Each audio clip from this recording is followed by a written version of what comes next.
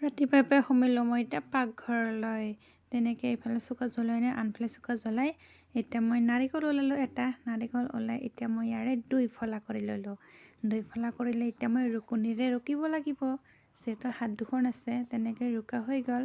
হোৱাৰ পিছত ইপিনে আকৌ আমাৰ গইতা পাত মানে কি টোপোলা ভাত বনাবৰ কাৰণে। আৰু এইখিনি মই যোৱাকালিয়ে মানে চাউল তিয়াই কিনে জিকাই কিনে থৈ দিছিলোঁ। সেইখিনি তিয়াই মেলি এতিয়া মই ইয়াতে নাৰিকল দি এতিয়া বনাম পনা ভাত। আপোনালোকে কোনে কোনে পনা ভাত খাই ভাল পায় কমেণ্ট কৰি এটা জনাব।